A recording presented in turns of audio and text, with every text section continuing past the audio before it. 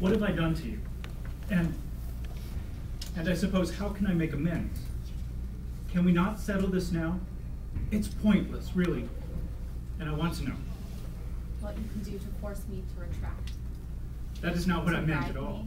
To convince me to retract. No, that is not what I meant at all. I think that you know that it is not. That is not what I know. I don't want... I wish I had... No. You wish what? You said, what amends can you make to force me to retract? That is not what I said. I have my notes. Look. The Stoics say that... Stoics? The Stoical philosophers. They say that if you remove the phrase, I've been injured, that you remove the injury. I know that you're upset. But tell me, literally, what wrong have I done you? Whatever you have done to me, to the extent that you have done it, do you know, rather than to me as a student, and so to the student body, is contained in my report to the tenure committee. Well, all right, let's see. I find that I'm sexist, that I'm an elitist. I don't even know what that means, other than it's a derogatory word meaning bad. Here we find listed instances. Closeted with a student, told a rambling and sexually explicit story in which the frequency and attitudes of fornication of the poor and rich, it would seem, are the central point. Moved to embrace said student, all part of a pattern. He said that he liked me, that he liked being with me, that I could write my examination paper over if I could visit him oftener in his office. It's ludicrous, do you see that? It's not necessary, it's going to humiliate you, it's going to cost me my house. It's ludicrous.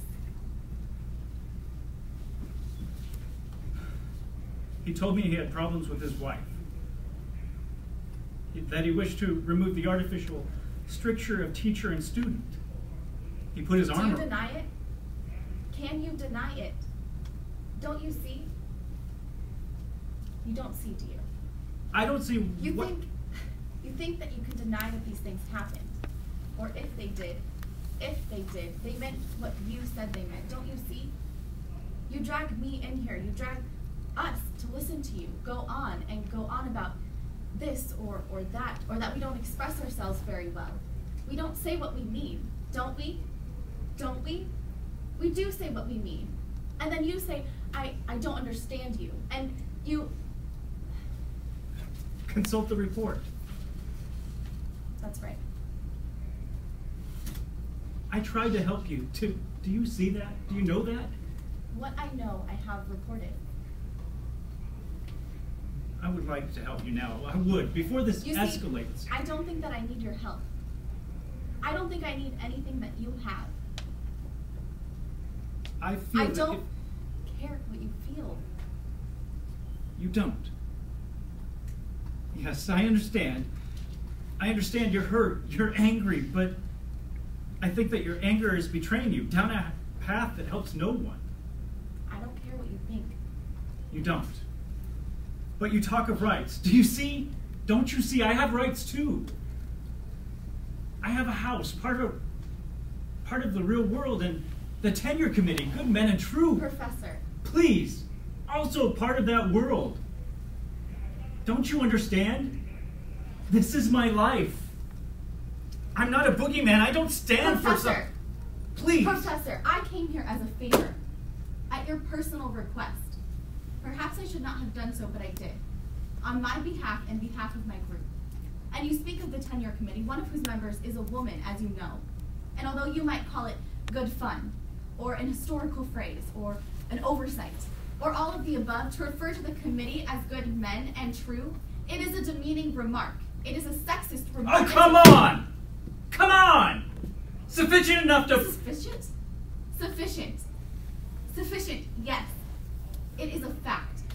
And that story, which I quote, is vile, and classist, and manipulative, and pornographic. Pornographic?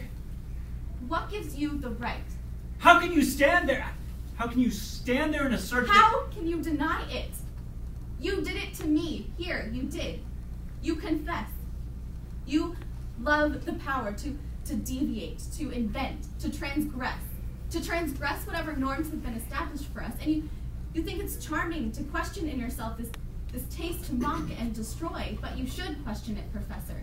And you pick those things which you feel advance you: publication, tenure, and the steps to get them you call harmless rituals. And you perform these steps, although you say it is hypocrisy, but to the aspirations of your students, of hard-working students who come here, who slave to come here. You have no idea what it cost me to come to this school. You mock us, and then you sit there and say, what have I done? And ask me to understand that you have aspirations too. But I tell you that you are vile, and that you are exploitative. And if you possess 1 ounce of inner honesty you describe in your book, you can look into yourself and see the things that I see.